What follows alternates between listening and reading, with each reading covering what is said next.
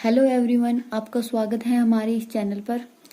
आज हम इकोनॉमिक्स की सेंट्रल प्रॉब्लम ऑफ इकोनॉमी का क्वेश्चन करने जा रहे हैं, जो 3 मार्क्स में या 2 मार्क्स में पूछा जा सकता है। अर्थव्यवस्था की केंद्रीय समस्याएं।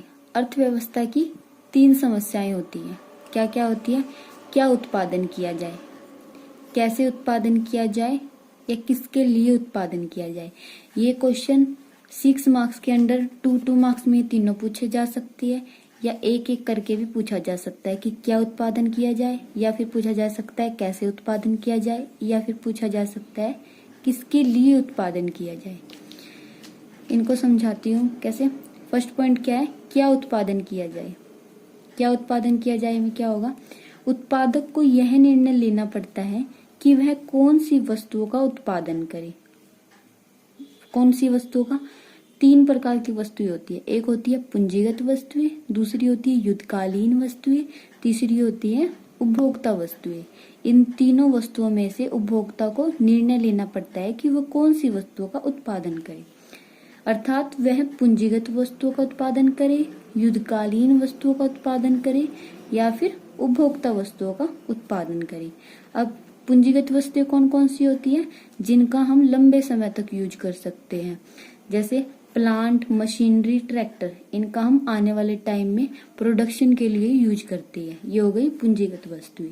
युद्धकालीन वस्तुएं क्या हो गई? बम, बंदूक, जिनका क्या है युद्ध में यूज किया जाता है, उनको क्या कहते हैं? युद्धकालीन वस्तुएं। तीसरी होती है उपभोक्ता वस्तुएं। उपभोक्ता को क्या है? दिन प्रतिदिन जो सामान को क्रय करता है, जैसे ब्रेड, जैम, बिस्किट आदि, उनको क्या कहते हैं हम? उपभोक्ता वस्तुएं। तो एक उत्पादक को यह निर्णय लेना पड़ता है कि वह पूंजीगत वस्तुओं का उत्पादन करे, युद्धकालीन वस्तुओं का उत्पादन करे, या उपभोक्ता वस्तुओं का उत्पादन करे। उपभोक्ता के पास सीमित साधन होते हैं। यदि उपभोक्ता पूंजीगत वस्तुओं का उत्पादन करने का निर्णय लेता है तो उसे क्या करना होगा? युद्धकालीन और उपभोक्ता वस्तुओं का उत्पादन कम करना पड़ेगा। अर्थात एक वस्तु का उत्पादन बढ़ाने के लिए दूसरी वस्तु का उत्पादन कम करना पड़ेगा। देखो, फॉर एग्जाम्पल, उपभोक्ता के पास क्या है? 100 साधन है। 100 साधन, ठीक है। तो वो उन 100 साधनों का में से 80 साधन किस में यूज कर लिए उसने? पूंजीगत वस्तुएं में। तो 10 साधन किस में यूज करेगा वो? 10 उपभोक्ता में, उपभोक्ता वस्तुओं में, और 10 युद्धकालीन वस्तुओं में। क्या किया उसने? एक का उत्पादन बढ़ाने के लिए दूसरी वस्तुओं का क्या है? उत्पादन घटाना पड़ेगा। मतलब एक वस्तु का उत्पादन बढ़ाया तो दूसरी का उत्पादन घटा दिया। अगर उपभोक्ता निर्णय लेता है कि उसे पूंजीगत वस्तुओं का उत्पादन करना है तो युद्धकालीन और उपभोक्ता वस्तुओं का उत्पादन कम करना पड़ेगा। अगर वो उपभोक्ता वस्तुओं का उत्पादन बढ़ाना चाहता है तो उसे युद्धकालीन और पूंजीगत वस्तुओं का उत्पादन कम करना पड़ेगा। एक का उत्पादन बढ़ाने के लिए दूसरी वस्तु का उत्पादन कम करना पड़ेगा। उसके बाद सेकंड, उसे क्या डिसीजन लेना पड़ता है? उसने ये डिसीजन तो ले लिया कि कौन सी वस्तु का उत्पादन करना है उसे। उसके बाद उसे क्या निर्णय लेना पड़ता है कि कैसे उत्पादन किया जाए। कैसे उत्पादन किया जाए ये किससे संबंधित है? तकनीक से। 2 तरीके की तकनीक होती है। एक होती है श्रम प्रधान तकनीक, एक होती है पूंजी प्रधान तकनीक। श्रम प्रधान तकनीक में हम मजदूरों का ज्यादा प्रयोग करते हैं, और पूंजी प्रधान तकनीक में हम मशीनों के प्रयोग से उत्पादन करते हैं। देखो, इसमें व्यक्ति अर्थात उत्पादक को उत्पादन करने के लिए उचित तकनीक का उपयोग करना पड़ता है। उत्पादक के पास साधन सीमित मात्रा में होते हैं, इसलिए वह अपने साधनों का प्रयोग इस तरीके से करना चाहता है। मतलब वो अपने साधनों का इस तरीके से प्रयोग करना चाहता है कि उसे मतलब अच्छी तकनीक भी यूज हो जाए और उसका उत्पादन भी अधिक से अधिक हो। इस तरीके से प्रयोग करना चाहता है ताकि अधिक से अधिक वस्तु और सेवाओं का उत्पादन हो सके। उत्पादन करने के लिए 2 तकनीक होती है। एक होती है श्रम प्रधान तकनीक, एक होती है पूंजी प्रधान तकनीक। श्रम प्रधान तकनीक में उत्पादन का कार्य मजदूरों की सहायता से किया जाता है। भारत जैसे देशों में श्रम प्रधान तकनीक का प्रयोग किया जाता है क्योंकि भारत के पास पूंजी की मात्रा कम है। पूंजी प्रधान तकनीक में उत्पादन करने के लिए मशीनों का प्रयोग किया जाता है। जिस देश के पास पूंजी अधिक मात्रा में होती है वह पूंजी प्रधान तकनीक का प्रयोग करता है। भारत में श्रम प्रधान तकनीक का प्रयोग किया जाता है क्योंकि भारत के पास पूंजी की मात्रा कम है।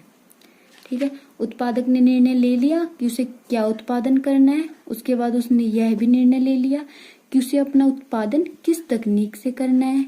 उसके बाद क्या है, उत्पादन किसके लिए करना है, किसके लिए उत्पादन किया जाए, किसके लिए उत्पादन किया जाए में ये उत्पादन उसे अपना अमीर व्यक्तियों के लिए करना है या गरीब व्यक्तियों के लिए करना है। इसके अंतर्गत उत्पादक को यह निर्णय लेना होता है कि वह किसके लिए उत्पादन करे, अमीर व्यक्तियों के लिए उत्पादन करे या गरीब व्यक्तियों के लिए उत्पादन करे। उत्पादक यह निर्णय लेता है कि अपना उत्पादन अमीर व्यक्तियों के लिए करे या गरीब व्यक्तियों के लिए करे। अमीर व्यक्ति तो क्या करते हैं, लग्जरी गुड्स को अधिक पसंद करते हैं, जबकि गरीब व्यक्ति क्या करते हैं, आवश्यकता अनुसार वस्तुओं का उपभोग करते हैं। उत्पादक को अमीर व्यक्तियों के लिए उत्पादन करने में फायदा ज्यादा होता है, इसलिए सरकार उन उत्पादकों पर टैक्स लगा देती है जो अमीर व्यक्तियों के लिए उत्पादन करते हैं तथा गरीब व्यक्तियों के लिए उत्पादन करने वाले उत्पादक को छूट देती है। यदि टैक्स लगने के बाद भी वह प्रॉफिट कमा रहा है तो यह उसकी इच्छा है। देखो क्या होता है, पहले उसको यह निर्णय लेना होता है कि वह अपना उत्पादन अमीर व्यक्तियों के लिए करे या गरीब व्यक्तियों के लिए करे। अमीर व्यक्ति क्या करते हैं, लग्जरी गुड्स की क्या करते हैं, डिमांड ज्यादा करते हैं, और गरीब व्यक्ति क्या करते हैं, जो नेसेसिटी प्रोडक्ट होते हैं उनके लिए मतलब आवश्यकता अनुसार वस्तुओं को डिमांड करते हैं। ठीक है, उत्पादक क्या करते हैं, लग्जरी गुड्स का उत्पादन करना ज्यादा पसंद करते हैं क्योंकि इनमें उनको क्या होता है, ज्यादा प्रॉफिट मिलता है।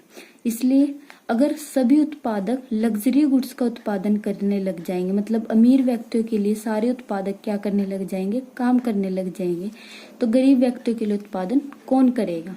इसलिए सरकार क्या निर्णय लेती है, जो उत्पादक अमीर व्यक्तियों के लिए उत्पादन करता है उन पे तो क्या लगा देती है सरकार, टैक्स लगा देती है, और जो उत्पादक गरीब व्यक्तियों के लिए उत्पादन करता है उनको क्या दे देती है, छूट मतलब सब्सिडी दे देती है। इससे क्या हो जाता है, अमीर व्यक्तियों के लिए भी उत्पादन होता है, गरीब व्यक्तियों के लिए भी उत्पादन होता है। ठीक है, निर्णय ले लिया कि क्या उत्पादन करना है, पूंजीगत वस्तुओं का उत्पादन करना है, युद्धकालीन वस्तुओं का उत्पादन करना है या उपभोक्ता वस्तुओं का उत्पादन करना है। उत्पादन कौन कैसे करना है, मतलब कौन सी तकनीक से करना है, श्रम प्रधान तकनीक से करना है या पूंजी प्रधान तकनीक से। तीसरा क्या निर्णय लेता है, किसके लिए उत्पादन किया जाए, अमीर व्यक्तियों के लिए किया जाए या गरीब व्यक्तियों के लिए। ये 3 क्वेश्चन क्या होते हैं, पूछे जाते हैं एग्जाम में, और ये क्या हमारी अर्थव्यवस्था की केंद्रीय समस्या है। उसके बाद इस चैप्टर में एक और क्वेश्चन इंपॉर्टेंट है, वो क्या है, पीपीसी मतलब उत्पादन संभावना वक्र। उत्पादन संभावना वक्र क्या होता है, उत्पादन संभावना वक्र क्या होता है। अर्थव्यवस्था में उत्पादन के साधनों की मात्रा क्या होती है, सीमित होती है, किंतु उत्पादित की जाने वाली वस्तुएं असीमित होती है। फलस्वरूप अर्थव्यवस्था को साधनों के वैकल्पिक उपयोगों के भी चयन करना होता है। देखो अर्थव्यवस्था में साधन क्या होते हैं, सीमित होते हैं। साधन क्या होते हैं, सीमित मात्रा में होते हैं, लेकिन व्यक्तियों की क्या होती है, साधन सीमित मात्रा में होते हैं और व्यक्तियों की आवश्यकताएं क्या होती है, असीमित। साधन सीमित और आवश्यकताएं असीमित। फलस्वरूप अर्थव्यवस्था को चयन करना पड़ता है, मतलब उसके पास बहुत सारे विकल्प होते हैं कि वो कौन सी वस्तुओं का प्रयोग करे, वैकल्पिक उपयोग होते हैं, उनके बीच उसे चयन करना पड़ता है कि वो कौन सी वस्तुओं का उत्पादन करे। मतलब जब उपभोक्ता मतलब उत्पादक दी गई तकनीक पर यह डिसीजन लेता है कि वह कौन सी वस्तुओं का उत्पादन करे, उसके पास क्या होते हैं, वैकल्पिक उपयोग होते हैं उत्पादन करने के लिए। इस प्रकार वस्तु के उत्पादन के अनेक विकल्प अर्थव्यवस्था के सामने आते हैं, जिन्हें अर्थव्यवस्था की उत्पादन संभावनाएं कहते हैं। यदि इन उत्पादन संभावनाओं को रेखा चित्र द्वारा दर्शाया जाता है तो वह उत्पादन संभावना वक्र कहलाता है।